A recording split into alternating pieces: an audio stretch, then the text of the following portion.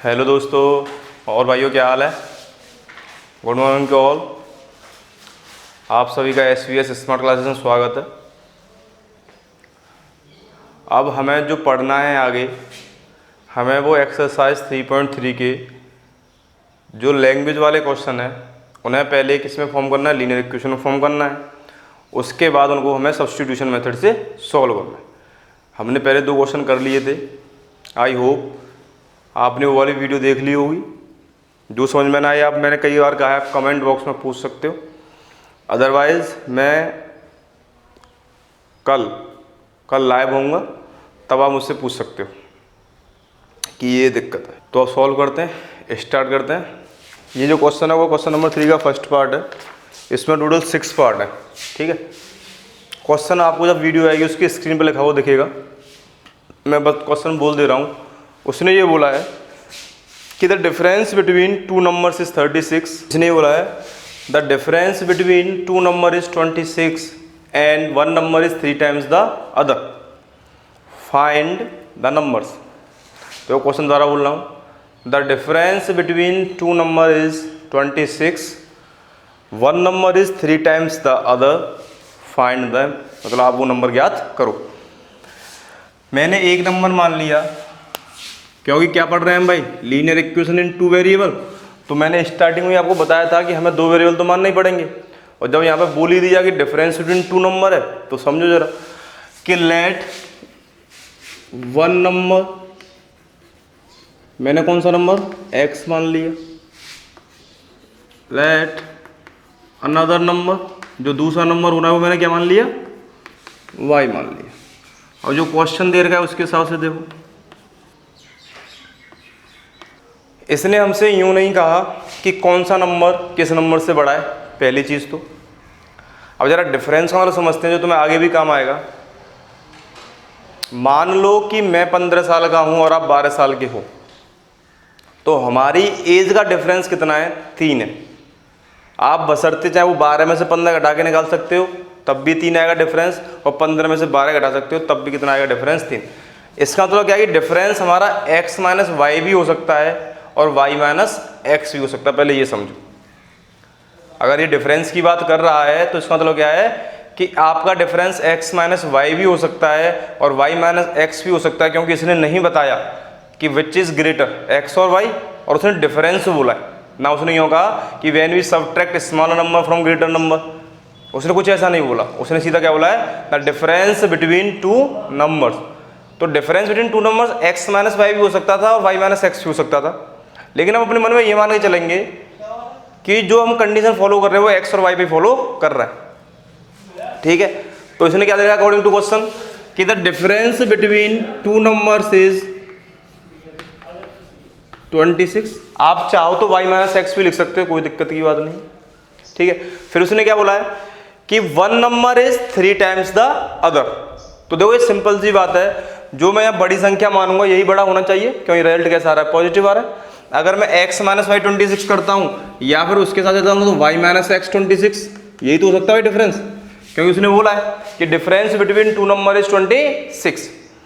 अब यहाँ से समझो उसने क्या बोला है कि if 1 number is 3 times the other, तो इसका मतलब क्या है कि यही वाला नंबर तो बड़ा होगा तभी तो ये पॉजिटिव आएगा, यही वाला नंबर तो इस केस में बड़ा होगा तभी तो ये पॉजिटिव आएगा। अगर मैं यहाँ पर दूसरी कंडीशन अप्लाई करता हूँ तो क्या होगा, 1 number is 3 times the other, और अगर मैं यहाँ पर कंडीशन अप्लाई करता हूँ तो इसका मतलब क्या होगा, 1 number is 3 times the other. इतनी बात क्लियर है। मैंने ये क्यों लिखा ये भी समझ में आ रहा होगा, क्योंकि डिफरेंस बिटवीन 2 नंबर दे रखा है, ठीक है। इतना समझ में आ गया होगा। अब क्या करेंगे, substitute the value of x, इनको नाम दे दो, ये मेरी इक्वेशन 1 है, ये मेरी इक्वेशन 2 है। जैसे मैं यहाँ सॉल्व कराऊंगा वैसे आप इसको भी सॉल्व कर सकते हो। Substitute the value of x in equation 1।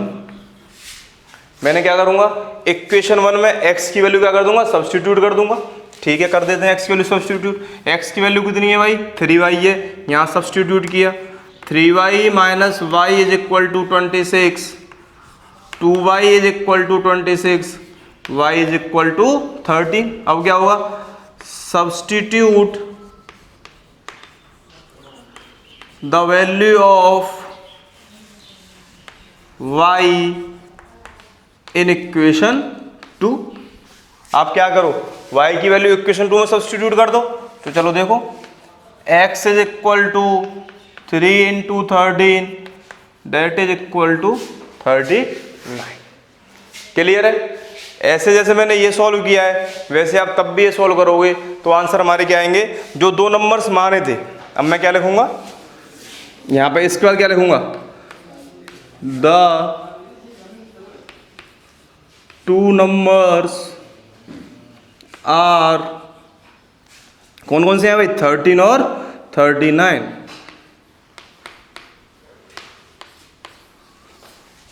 ठीक है, इस तरीके से मैं इसे क्या कर दूंगा, सॉल्व कर दूंगा।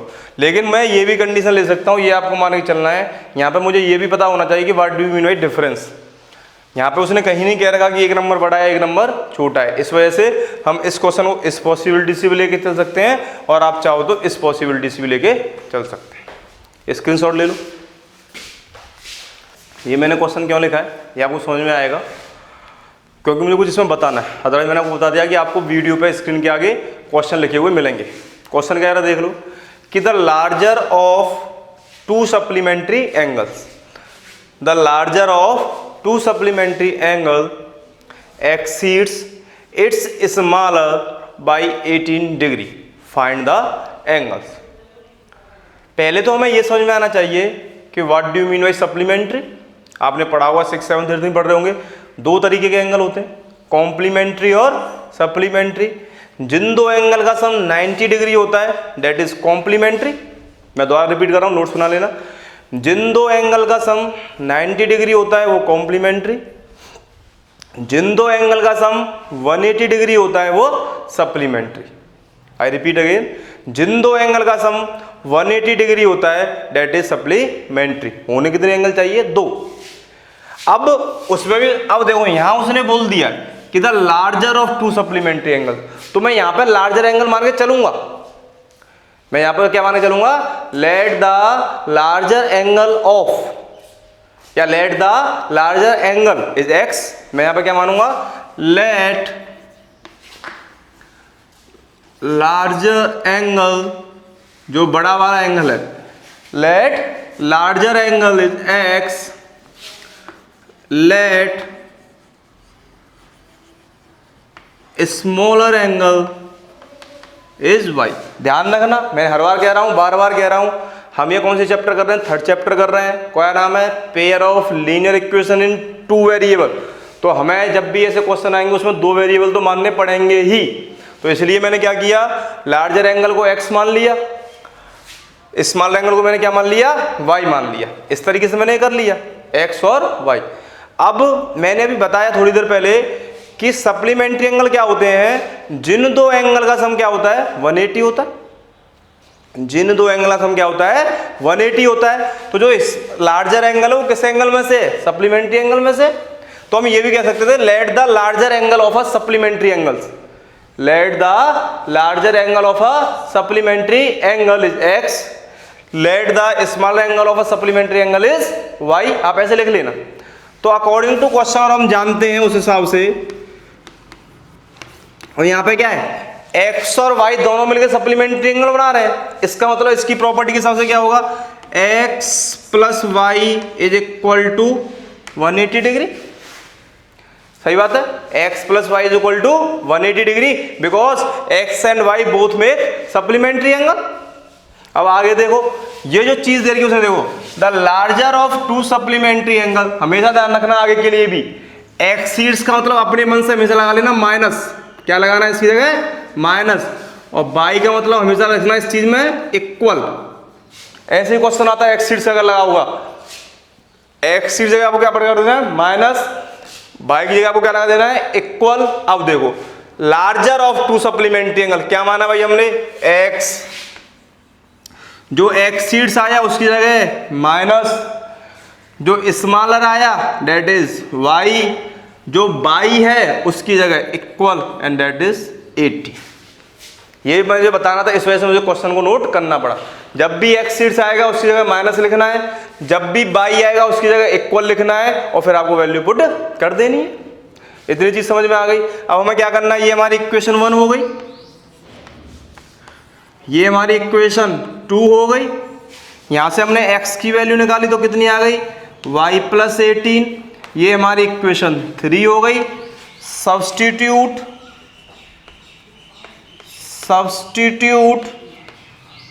The value of x in equation 1। हम x की वैल्यू सब्स्टिट्यूट करेंगे इक्वेशन 1 में, सब्स्टिट्यूट कर देते हैं। कितना है भाई, y plus 18 plus y is equal to 180, y plus y 2y is equal to 180 minus 18 that is equal to 162, 2y is equal to 162, y is equal to 162 upon 2 that is 81। कितना हो गया, 81 आ गया। अब आपको क्या करना है, यहां पर कर दे रहा हूं मैं solve. Put the value of y, क्या लिखेंगे, सब्स्टिट्यूट, क्योंकि सब्स्टिट्यूट करने से सब्स्टिट्यूट का ज्यादा प्रेफर करोगे तो अच्छा रहेगा। Substitute the value of y किसमें पुट कर देंगे भाई, इन इक्वेशन 3। क्या होगा आप देखो जरा, x is equal to 81 plus 18, x is equal to 99। तो यहां पे लिखोगे द लार्जर एंगल कौन सा है भाई, the larger angle of supplementary angle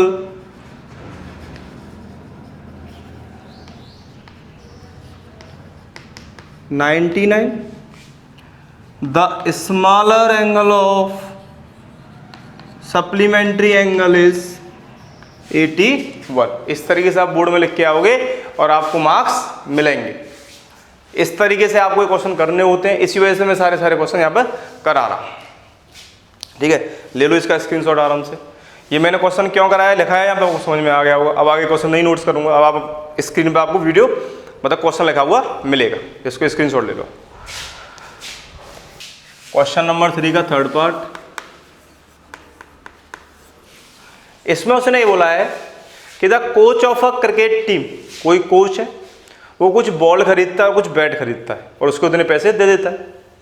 तो इस तरीके से हम कैसे क्वेश्चन करना, जरा समझना। मैं क्या मानूंगा इसमें, लेट द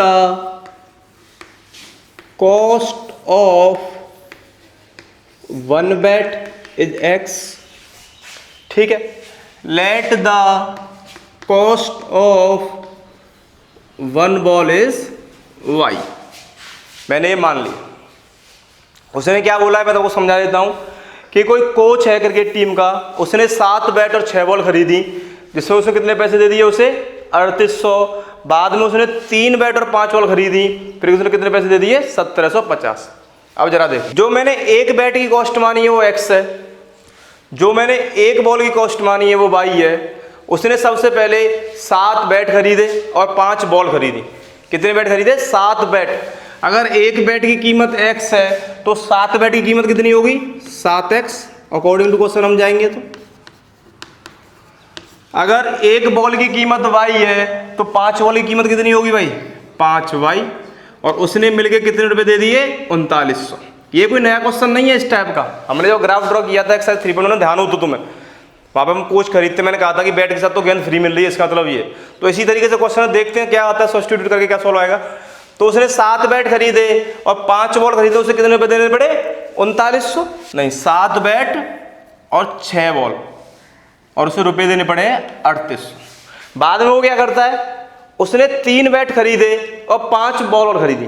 कितने बैट खरीदे, 3 बैट और 5 बॉल और खरीदी और उसे रुपए देने पड़े 1750। दोबारा बता देता हूं, एक कोच ने क्या किया, 7 बैट खरीदे, 6 बॉल खरीदी। मैंने एक बैट की कीमत x मान रखी है, 7 बैट की कीमत 7x हो गई।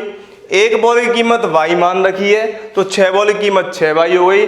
दोनों को मिला के मैंने उसको कितने रुपए दे दिए, 3800 रुपए दे दिए। इसी तरीके से 3 बैट खरीदे, 5 बॉल खरीदी तो मैंने उसे 1750 रुपए दे दिए।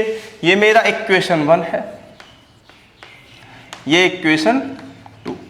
अब देखो यहाँ पे आप कोई सी वैल्यू कहीं से भी निकाल लो, कोई किसी से नहीं कटेगी। आपका जो मन करे जैसे करे आप कोई सी वैल्यू निकाल सकते हो।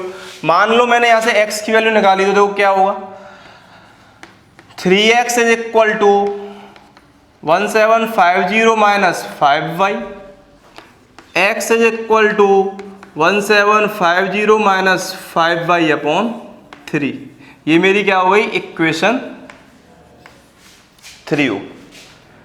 ठीक है, आपको क्या करना है, substitute the value of x in equation। चलो करते हैं। 7 x की वैल्यू क्या है,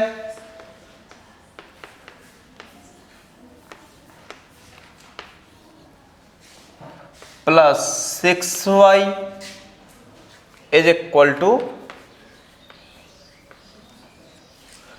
सोल्व करो, इसका मतलब इससे करो,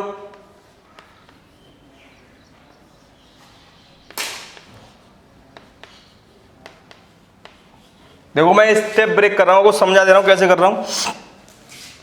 इस 7 का मल्टीप्लाई इससे किया तो मेरा ये आ गया,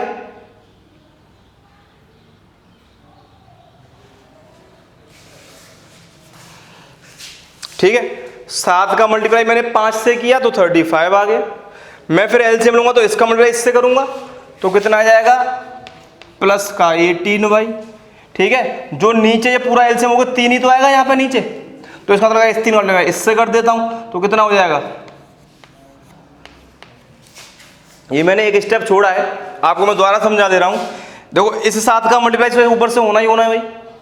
फिर मैं यहाँ पे एलसीएम लूंगा तो इस 3 का मल्टीप्लाई इससे हो जाएगा। फिर जो पूरा एलसीएम के नीचे 3 आ रहा होगा उसको राइट हैंड साइड में करूंगा तो मैंने वो कर लिया। अगर आप सोल्व करके भी देखोगे तो ये आ जाएगा, कोई दिक्कत की बात नहीं। अब जरा देखो, -35 प्लस 18y कितना होता है, माइनस के 17y, 11400 माइनस 12250 कितना आ जाएगा भाई, जरा देखो 850, वो भी किसके, माइनस के। तो y की वैल्यू कितनी आ जाएगी यहां से जरा देखोगे तो -850 अपॉन माइनस के 17 दैट इज 50। कितनी आ गई, 50 आ गई। अब हम क्या करेंगे, substitute the value of y in equation 3। ये है हमारी इक्वेशन, रख देते हैं।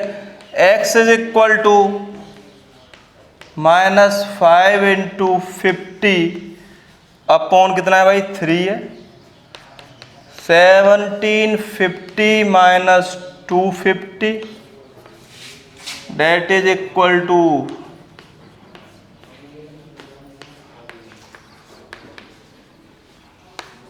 ठीक है। तो हमने 1 बेड की कॉस्ट x मानी है, तो आप क्या लिखोगे, द कॉस्ट ऑफ 1 बेड जो हमने x मानी थी that is 500, the cost of 1 ball जो हमने y मानी थी डेट इज 50। ये हमारे क्या हुए, आंसर हो गए। ले लीजिए स्क्रीनशॉट। आप इसी तरीके से क्वेश्चन करोगे बोर्ड में तभी आपको मार्क्स मिलेंगे। थोड़ा बस मैंने यहाँ पे एक स्टेप ब्रेक किया है, अदरवाइज आपको पूरा सिखाया है। देखो जो ये मैथ का ये चौथा क्वेश्चन है, मैं इसे पढ़ देता हूँ, ये अच्छा क्वेश्चन समझ लो। बड़ा क्वेश्चन है इसलिए पढ़ दे रहा हूँ, वैसे आपको स्क्रीन पर लिखा हुआ मिलेगा ही। आप जब भी ये एक्सरसाइज या इस वीडियो को देखने बैठो सबसे पहले अपने हाथ में किताब लेके बैठना, ठीक है। देखो मैं पढ़ रहा हूँ, जरा समझो। The taxi charges in a city consist of a fixed charge together with a charge for the distance covered. अगर मैं एक किसी टैक्सी में बैठता हूँ और मुझे कहीं जाना है तो वो 2 तरीके के चार्ज लेती है, एक तो फिक्स्ड चार्ज और एक ऐसा चार्ज जो डिस्टेंस के हिसाब से चल रहा होता है। समझाऊंगा इसे भी, क्या दिक्कत है इसमें। आगे क्या बोला, for a distance of 10 kilometre the charge paid ₹105। जब मैं 10 किलोमीटर चलता हूं तो मुझे जो चार्ज देना पड़ा वो 105 देना पड़ा। ठीक है, जब मैं 15 किलोमीटर चला तो मुझे जो चार्ज देना पड़ा वो 155 रुपये देना पड़ा। जब मैं 15 किलोमीटर चला तो मुझे जो चार्ज देना पड़ा वो 155 रुपये देना पड़ा। ठीक है, तो हमें इसका मतलब क्या निकालना है, फिक्स चार्ज और वेरिएबल चार्ज निकालना है। फिर उसने साथ ही साथ पूछा है कि बताओ कि अगर कोई पर्सन 25 किलोमीटर चलेगा तो उसे कितने रुपए देने पड़ेंगे। बड़ा अच्छा क्वेश्चन है, समझ लो। ठीक है, इस तरीके से एंट्री है, समझोगे तो अच्छा रहेगा। देखो उसने ये बोला है, मैं दोबारा समझा दे रहा हूँ कि जो अगर मैं किसी टैक्सी में बैठता हूँ, मान लो मुझे मुंबई जाना हो, अभी नहीं जाएंगे, मुंबई तो कोरोना हो रखा है, अभी तो कहीं नहीं जा सकते। ऐसा करते हैं, यहीं आसपास की रेंज लेके चलते हैं। मान लो मुझे 10 किलोमीटर की दूरी पर जाना है किसी टैक्सी पे। ठीक है, आपने देखा होगा आप माँ बाप आपकी जब गाड़ी करने जाते हैं, कुछ भी करने जाते हैं, तो जो गाड़ी वाले अमूमन ड्राइवर होते हैं क्या बोलते हैं, अगर हमें दूर कहीं जाना हो कि साहब गाड़ी को जो खर्चा है वो 9 रुपये किलोमीटर के हिसाब से, कि अगर आप 1 किलोमीटर चलोगे तो आपको 9 रुपये देने पड़ेंगे, और जो टोल है, जो पार्किंग है, जितने भी फिक्स चार्जेस आएंगे वो आपके होंगे। अगर मान लो मैं ड्राइवर हूँ और मुझे पता है कि अगर मैं यहाँ से मथुरा जाता हूँ या यहाँ से मैं आगरा जाता हूँ तो मुझे एक टोल पड़ेगा और उसके 50 रुपये देने होंगे हर बार, तो मैं उससे कह दूंगा कि भाई मैं किलोमीटर के हिसाब से अपने पैसे लूँगा, जो फिक्स चार्ज है, जो भाड़ा है वो तुम दे देना, या अगर मैं दूंगा तो इस तरीके से काम चलेगा। तो फिक्स चार्ज हमेशा कैसा रहेगा, फिक्स रहेगा। फिक्स चार्ज मतलब समझे, जो भाड़ा जो ऐसे लगा देते हो हम उसे फिक्स चार्ज बोल देते हैं, क्योंकि जिनके पैसे पहले से फिक्स है। ऐसा नहीं बोला था उसने यूँ नहीं बोला कि मैं यहाँ से आगरा जाने के 105 रुपये ले रहा हूँ या 150 रुपये ले रहा हूँ। उसने क्या बोला है कि टोल जो भी लगेगा, जो भी फिक्स चार्ज है वो प्लस जितनी मेरी गाड़ी किलोमीटर चलेगी उसके 1 किलोमीटर के हिसाब से मैं पैसे लूँगा। अगर मान लो मेरी गाड़ी यहाँ से आगरा जाना है मुझे, और मेरी गाड़ी चली 100 किलोमीटर और मुझे 10 किलोमीटर के हिसाब से पैसे देने थे, 10 रुपये किलोमीटर के हिसाब से पैसे देने थे, और जो फिक्स चार्ज था वो था अलग से, मान लो 500 रुपये, तो मैं कितने रुपये दूंगा, 100 गुणा 10 1000 प्लस 500 1500 रुपये दूंगा। उसने मुझसे यूँ नहीं कहा कि मैं आगरा जाने के 1500 ले रहा हूँ, नहीं, उसने क्या बोला है कि मैं जब आगरा जाऊँगा मुझे नहीं पता कितना किलोमीटर है, लेकिन मैं किलोमीटर के हिसाब से पैसे लूंगा, 10 रुपये किलोमीटर के हिसाब से, और साथ ही साथ जो भी टोल प्लाजा ऐसे पड़ेंगे मैं उनके पैसे लूंगा। या आप अगर इस तरीके से समझो तो इस तरीके से समझ लो कि जितने भी टैक्सी में एक्स्ट्रा खर्चे जो होते हैं हम उन्हें फिक्स चार्ज मान लेते हैं। अब ये मान लो किलोमीटर के हिसाब से उसको छोड़ के जितने भी टैक्सी में एक्स्ट्रा खर्चे जो होते हैं उन्हें क्या मान लेते हैं, फिक्स चार्जेस मान लेते हैं। थोड़ा ये समझाने के लिए कर रहा हूँ, कोई बच्चों को समझ में नहीं आता, नहीं तो जरूरत नहीं है इसमें। देखो अब मैं क्या करूंगा, देखो फिक्स चार्ज तो कोई उसके साथ चल ही नहीं रहा, किलोमीटर के हिसाब से तो कोई मतलब ही नहीं है, तो फिक्स चार्ज तो क्या हुआ, लेट फिक्स चार्ज कितना मान लिया x। और अगर हम समझे तो ऐसा समझ लेते हैं कि ड्राइवर ने ये बोल दिया कि आप मुझे कहीं भी ले जाओ, आपको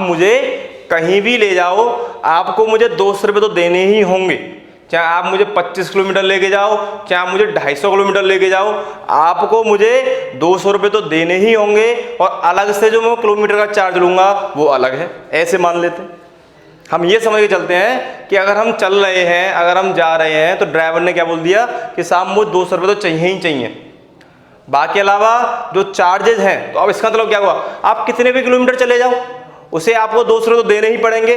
तो जो वो 200 रुपये हैं वो ये वाले हैं कि आप कितने भी किलोमीटर चल लो आपको ये पैसे तो देने ही पड़ेंगे। अब लेकिन लेट वेरिएबल चार्ज पर किलोमीटर, 1 किलोमीटर का हमने वेरिएबल चार्ज कितना मान लिया भाई, y। अब देखो जब वो 10 किलोमीटर चला तो मुझे 105 रुपये देने हुए, तो उसे x तो देने ही देने हैं, तो अकॉर्डिंग टू क्वेश्चन क्या होगा जरा देखते हैं, उसे x तो देना ही देना है, प्लस 1 किलोमीटर का चार्ज कितना है, y है, चला कितना 10 किलोमीटर तो 10y। मैंने क्या बोला, उसने क्या बोला है कितने रुपए किलोमीटर ले जाओ, मुझे 200 रुपये चाहिए ही चाहिए, तो इसका मतलब क्या हुआ, जब वो 15 किलोमीटर चला होगा तब भी उसे x देना पड़ा होगा। ठीक है, तो भाई x दे लेते हैं, प्लस 1 किलोमीटर का चार्ज वाई है तो 15 का 15 वाई हो गया, कितना हो गया 155। इतनी बात समझ में आई। ये इक्वेशन 1 हो गई, ये इक्वेशन 2। अब देखो सब यहां से क्या कर लेते हैं, x is equal to 155 minus 15y, that is equation 3।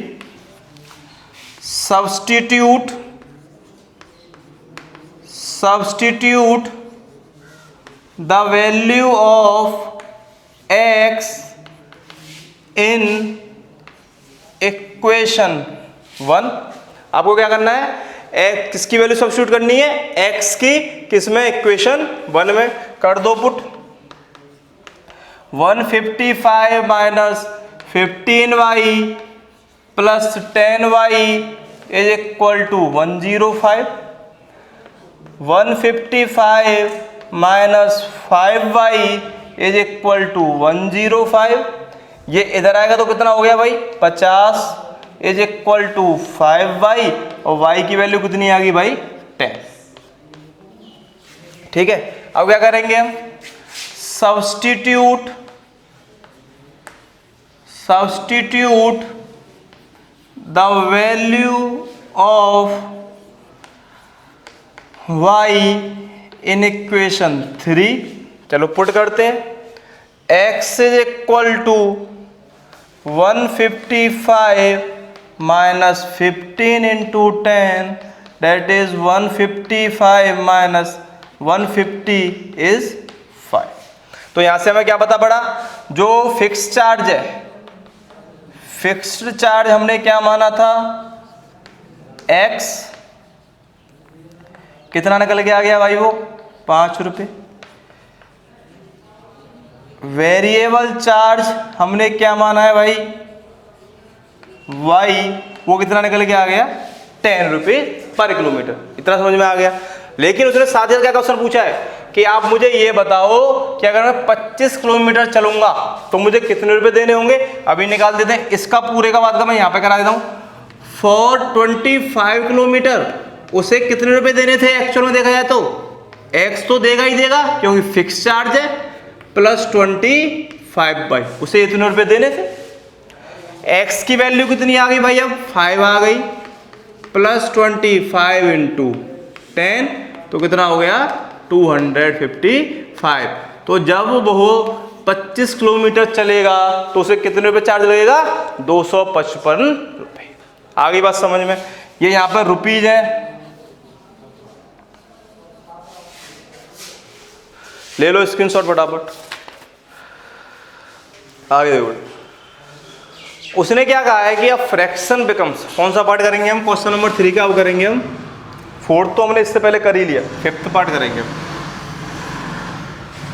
उसने क्या बोला जरा देखो, अब fraction becomes 9/11 if 2 is added to both numerator and denominator. ऐसे क्वेश्चन में क्या करते जरा देखो, मैंने क्या माना, लेट द न्यूमरेटर ऑफ, जो फ्रैक्शन है उसका न्यूमरेटर मैंने क्या मान लिया भाई n मान लिया। लेट जो डिनोमिनेटर है वो मैंने क्या मान लिया d मान लिया। तो जो मेरा फ्रैक्शन हो गया वो क्या बन गया भाई, फ्रैक्शन जो बन गया मेरा क्या बन गया n/d। अब जो क्वेश्चन कह रहा है सुनो, उसने क्या कहा कि अगर मैं न्यूमरेटर में भी 2 ऐड करूं, डिनोमिनेटर में भी 2 ऐड करूं, तो जो मेरा फ्रैक्शन बन के आ जाता है वो आ जाता है 9/11। अगर मैं न्यूमरेटर में भी 2 ऐड करूं, डिनोमिनेटर में भी 2 ऐड करूं, तो जो मेरा फ्रैक्शन बन के आ जाता है वो 9/11 आ जाता है। तो पहले से स्टैंडर्ड फॉर्म में चेंज कर लो तो क्या हो जाएगा, 11n plus 22 9d plus 18 11n minus 19 is equal to -4। ये एक इक्वेशन लगी। फिर उसने क्या बोला जरा क्वेश्चन में देखो, उसने बोला है कि अगर मैं न्यूमरेटर में 3 ऐड करूं, डिनोमिनेटर में 3 ऐड करूं, तो fraction become 5/6। 6n plus 18 5d plus 15 6n minus 5d is equal to -3। ये मेरी इक्वेशन 1 हो गई,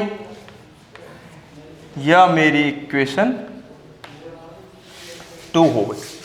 अब ये आप एक बार घर पे करके खुद देखना, इसको और इसको सॉल्व करके देखना, जो आंसर है देखना, क्योंकि एक क्वेश्चन तो करो सब्स्टिट्यूशन मेथड से, इससे सॉल्व करके देखना। स्क्रीनशॉट ले लो। देखो जो क्वेश्चन नंबर 6 है उसमें एक बाप और बेटी की बात हो रही है। तो बाप अपने बेटे से क्या कहता है कि 5 years हैंस, अगो नहीं कह रहा, क्या कह रहा है, हैंस, मतलब आज से, जो भी आज मेरी एज है, जो भी उस बेटे की आज प्रेजेंट एज है, उससे 5 साल बाद। तो पहले इसमें क्या है, एक जैकब है और उसका बेटा है, तो पहले हम मान लेते हैं। क्या मानते थे, तो मैंने तुम्हें बताया था प्रेजेंट एज मानते थे। तो क्या मानेंगे, late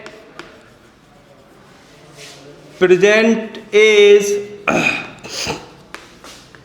of Jacob is x, let present age of his son, Jacob के बेटे की कितनी है भाई, y है। अकॉर्डिंग टू क्वेश्चन उसने क्या बोला है कि 5 years हैंस। समझो यहां से 5 years हैंस का मतलब क्या है, ये कीवर्ड है कि आज से 5 साल बाद। तो 5 साल बाद क्या होगा, अगर आज मैं 18 साल का हूं तो 5 साल बाद कितने साल का हो जाएगा, 23 साल का। हैंस का मतलब क्या है, आज से 5 साल बाद। तो सब में 5-5 साल जुड़ जाएंगे। जैकब अगर आज x का है तो 5 साल बाद x प्लस 5 का हो जाएगा। उसका बेटा अगर आज y का है तो 5 साल बाद कितने का हो जाएगा, y प्लस 5 का।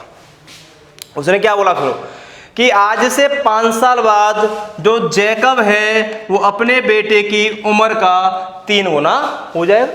आज से 5 साल बाद जो भी बेटे की उम्र होगी, बेटे की उम्र भी ये हो गई, उसका कितना हो जाएगा, 3 गुना हो जाएगा। और वैसे ही बाप बेटा, बाप कौन सा सबसे बड़ा कौन होता है, बाप होता है। वो वाली बात नहीं है कि ना बाप बड़ा ना भैया, सबसे बड़ा रुपया। ठीक है, आगे देखो।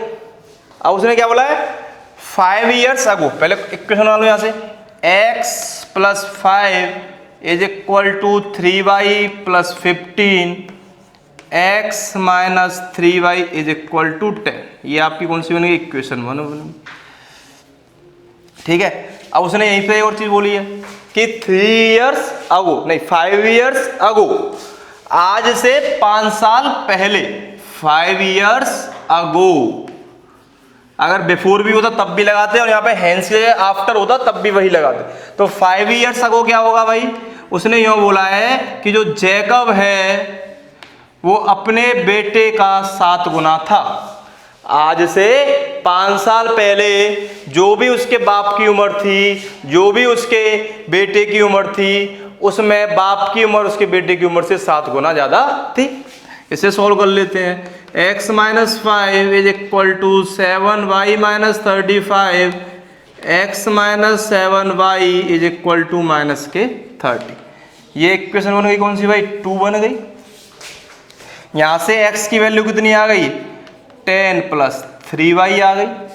ठीक है, क्या करते थे, सब्स्टिट्यूट, ये कौन सी इक्वेशन बन गई, तीसरी बन गई। Substitute the value of x in equation 2।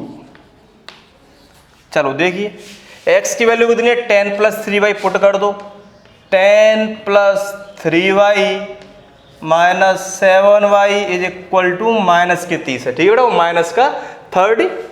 तो 10 और ये कितना हो गया, माइनस का 4y, उधर गया तो ये माइनस का 40, माइनस से माइनस कैंसिल, 4 से 10, तो y की वैल्यू कितनी आ गई भाई, 10। ठीक है, फिर क्या करते थे हम, substitute the value of y in equation 3। हमें क्या करना था, आप सब्स्टिट्यूट करो the value of y in equation 3। तो देखो मैं इसे इधर साइड कर दे रहा हूं थोड़ा। जो इक्वेशन 3 है वो ये है, तो x is equal to 10 plus 3 into 10, कितना हो गया भाई, 40 हो गया। क्वेश्चन हमसे क्या पूछा है, प्रेजेंट एज ऑफ जैकब। तो लिखो प्रेजेंट एज ऑफ जैकब क्या मानी थी हमने, एक्स, कितने निकल के आ गई 40 ईयर्स। प्रेजेंट एज फिर हमने किसकी मानी थी, उसके बेटे की। Present age of his son कितनी मानी थी भाई, वाई, कितने निकल के आ गई 10। अगर देखो वेरीफाई करना तो करके दिखाता हूँ, देखो समझो यहाँ से, आज से 5 साल बाद उसका बेटा बाप कितने का होता 45 का, तो बेटा कितने का हो जाता 15 साल का। तो देखो बाप 3 गुना है कि नहीं, 45 का 15 का 3 गुना, तो 15 दिया 45। यहाँ पे देखो आज से 5 साल पहले कितने का होता 35, ये कितने का होता 5 साल का, देख लो 7 गुना है कि नहीं, तो यही बोला 7 गुना। ठीक है, क्लियर, बात समझ में आई। केवल आपको एक क्वेश्चन का सॉल्यूशन घर पे करके देखना है, अगर वो भी ना हो तो आप कमेंट बॉक्स में डाल देना। आज हमारी एक्सरसाइज 3.3 पूरी हो गई। अब हम नेक्स्ट वीडियो में 3.4 करेंगे, वो अगला मेथड है, एलिमिनेशन मेथड है। तो आप घर पर रहिए, पढ़िए अपना आराम से, स्टे होम स्टे सेफ।